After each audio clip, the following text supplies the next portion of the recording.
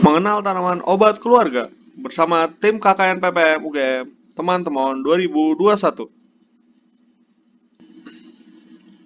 Pengertian toga atau tanaman obat keluarga dapat dibagi dua.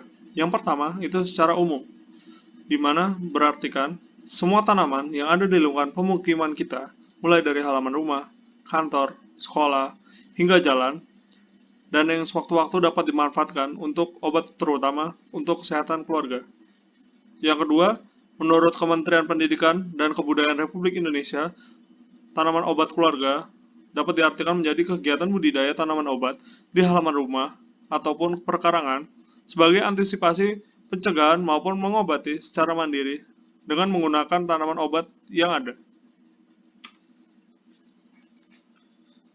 Yang selanjutnya adalah upaya untuk menjaga kesehatan yang dapat dilakukan oleh masyarakat adalah upaya promotif dan preventif yang dapat dilakukan dengan pemanfaatan tanaman obat tradisional. Pemanfaatan secara optimal obat tradisional dapat dilakukan dengan menanam tanaman obat keluarga. Tanaman tersebut dapat ditanam di sebidang tanah, baik di halaman rumah, sekolah, kebun, maupun ladang, yang dapat digunakan khusus untuk membudidayakan tanaman berkhasiat sebagai obat. Setiap keluarga dapat membudidayakan tanaman tersebut secara mandiri dan memanfaatkannya, sehingga akan terwujud prinsip kemandirian dalam pengobatan keluarga. Yang terakhir adalah pemanfaatan tanaman toga. Tanaman obat keluarga dapat difungsikan menjadi 3. Yang pertama yaitu sebagai obat. Yang kedua adalah sebagai bumbu masakan yang berguna untuk menambah cita rasa makanan. Dan yang terakhir adalah penopang hidup yang digunakan sebagai jual beli. Macam-macam tanaman obat keluarga. Yang pertama adalah kumis kucing. Ia salah satu komoditas biofarmaka yang sering digunakan untuk bahan jamu oleh masyarakat di Indonesia. Daun kumis kucing basah dan kering sering dimanfaatkan untuk bahan obat-obatan. Yang kedua adalah bunga telang. Bunga telang dikenal juga sebagai butterfly pea atau blue pea, dengan ciri khas kelopak tunggal berwarna ungu, biru, merah muda, dan putih.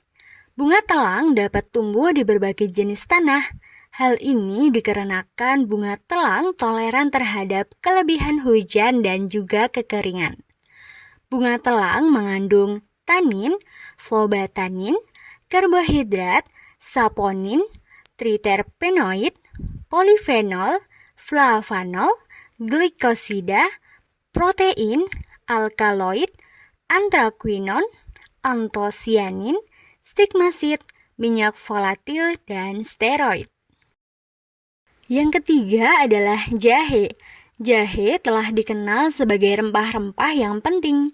Rimpang jahe sering dimanfaatkan sebagai bumbu masak, pemberi aroma dan rasa untuk makanan seperti roti, kue, biskuit, kembang gula, dan berbagai minuman. Selain itu, jahe juga digunakan pada industri obat, minyak wangi, serta jamu tradisional. Yang keempat adalah temulawak. Temulawak merupakan jenis tanaman yang sering dimanfaatkan untuk kesehatan karena memiliki banyak khasiat. Temulawak mengandung fraksi pati, minyak pati, serta kurkuminoid. Pada kurkuminoid temulawak terdiri dari kurkumin dan desmetoxikurkumin. Yang kelima adalah kunyit. Kunyit termasuk ke jenis rempah-rempah yang biasanya digunakan untuk bumbu masakan. Tanaman kunyit dapat tumbuh bercabang dengan tinggi 40 hingga 100 cm. Rimpang kunyit memiliki bau yang khas aromatik dengan rasa yang agak pahit dan agak pedas. Yang terakhir adalah lidah buaya. Lidah buaya memiliki khasiat untuk menjaga kesehatan kulit. Gel pada lidah buaya memiliki keistimewaan dapat meresap pada jaringan kulit. Hal ini dapat menahan hilangnya cairan yang terlalu banyak dari dalam kulit. Selain itu, gel lidah buaya memiliki kandungan zat antibakteri dan anti jamur. Manfaat penanaman tanaman obat keluarga. Sesuai dengan namanya, kelompok tanaman obat keluarga bermanfaat bagi kesehatan manusia karena fungsinya sendiri untuk memenuhi keperluan obat-obatan dalam keluarga, khususnya pada masa pandemi COVID-19 sekarang ini. Temulawak dikenal dapat memperbaiki fungsi pencernaan, sehingga meningkatkan nafsu makan, memperbaiki fungsi hati, menurunkan kadar lemak dalam darah, menghambat penggumpalan darah, mengurangi rasa nyeri pada sendi dan tulang, dan sebagai antioksidan. Jahe dapat mengobati rematik dan pegal, mual, serta pusing. Membantu meredakan flu dan batuk, nyeri saat haid, dan nyeri lambung. Kumis kucing berkhasiat untuk mengobati batu ginjal dan infeksi saluran kemih. Lidah buaya berperan sebagai anti radang, anti jamur, antibakteri, dan mengobati beberapa penyakit kulit, mengontrol tekanan darah, mencegah kanker, serta mengobati sebelit dan wasir. Bunga telang berperan sebagai antioksidan dan anti radang, mencegah terjadinya diabetes, obesitas, dan kolesterol, mencegah asma, anti kanker, dan antibakteri. Kunyit dapat digunakan untuk membantu penyembuhan luka, meredakan nyeri saat haid, dan mengobati diare. Selain dari segi kesehatan, melakukan penanaman kelompok tanaman obat keluarga memberikan dampak positif terhadap lingkungan tempat tinggal. Pertama, penanaman tanaman toga di pekarangan rumah atau lingkungan sekitar akan mempercantik hunian dengan penataan yang apik dan rapi. Lingkungan akan lebih sedap untuk dipandang dan terkesan bersih. Kedua, kebiasaan menanam tanaman di sekitar rumah dapat memberikan contoh mengenai cara pemanfaatan lingkungan pekarangan dengan baik kepada orang lain. Hal tersebut akan memicu reaksi positif dan memberikan inspirasi bagi tetangga untuk melakukan penghijauan sekaligus gerakan hidup sehat. Ketiga, tanaman mampu memberikan suplai oksigen sehingga udara sekitar akan terasa bersih dan sejuk. Keempat, tanaman mampu mengurangi pengikisan pada lapisan topsoil, di mana tajuk tanaman akan menghalau air hujan yang langsung jatuh mengenai permukaan tanah, serta akar tanaman ini akan mengikat kuat partikel tanah agar tidak terbawa oleh aliran air permukaan. Kelima, saat musim hujan tiba, akar tanaman akan membantu mengurangi genangan air sehingga meminimalisir terjadinya banjir. Keenam, tanah yang ditumbuhi oleh tanaman menjadi lebih subur dan kaya akan nutrisi. Terakhir, penanaman tanaman obat keluarga membantu mengurangi penumpukan limbah plastik apabila dimanfaatkan sebagai media tanam. Pada video ini kami ingin memberikan informasi dan edukasi mengenai pentingnya pemanfaatan limbah plastik. Apa itu limbah? Limbah merupakan buangan yang dihasilkan dari suatu proses produksi, baik industri maupun domestik seperti rumah tangga. Limbah sendiri biasa dikenal dengan sebutan sampah. Nah, sampah ini bisa berasal dari hewan, manusia, maupun tumbuhan dan dilepaskan ke alam dalam bentuk padat, cair, ataupun gas. Berdasarkan sifatnya, sampah dibedakan menjadi sampah anorganik yang tidak dapat terurai. Jikapun bisa terurai akan membutuhkan waktu yang lama. Kemudian ada sampah organik yang dapat terurai dan sampah B3. Ini bahan beracun dan berbahaya.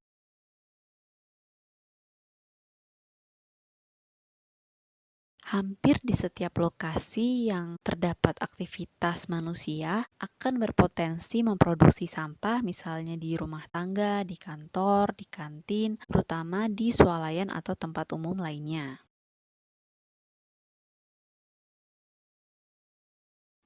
Beberapa wilayah di Indonesia, terutama di daerah istimewa Yogyakarta, juga memiliki permasalahan terkait limbah, di mana menurut data dari Badan Lingkungan Hidup Daerah Istimewa Yogyakarta tahun 2015, dengan penduduk sebanyak 3 juta jiwa, maka rata-rata timbunan limbah perorangan di Daerah Istimewa Yogyakarta sebesar 0,44 kg per orang per hari dengan komposisi 57% limbah organik dan 43% limbah anorganik. Sehingga dalam sehari penduduk daerah istimewa Yogyakarta akan menghasilkan 1.000 lebih ton limbah dengan komposisi 872 ton limbah organik dan 653 ton limbah anorganik.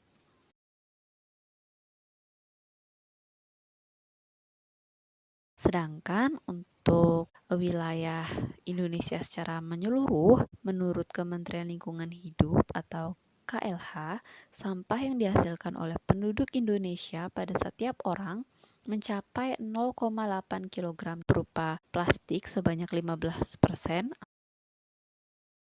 Meningkatnya volume timbunan sampah memerlukan pengelolaan. Pengelolaan limbah yang tidak mempergunakan metode dan teknik pengelolaan limbah yang ramah lingkungan, selain akan dapat menimbulkan dampak negatif terhadap kesehatan, juga akan sangat mengganggu kelestarian fungsi lingkungan baik lingkungan pemukiman, hutan, persawahan, sungai, dan lautan. Limbah plastik adalah salah satu jenis limbah yang menjadi ancaman terhadap kerusakan bumi. Karena plastik terbuat dari bahan sintetis yang sangat sulit untuk terdegradasi. Limbah plastik tidak mampu diurai oleh mikroorganisme, menyebabkan mineral-mineral dalam tanah, baik yang organik maupun anorganik, akan semakin berkurang. Hal ini menyebabkan keberadaan fauna tanah seperti cacing dan mikroorganisme tanah lainnya akan semakin berkurang. Dampak negatif lainnya yang dapat ditimbulkan oleh volume limbah plastik yang terlalu berlebih dan tidak dikelola dengan baik adalah gangguan kesehatan, menurunkan kualitas lingkungan, dan terhambatnya pembangunan negara.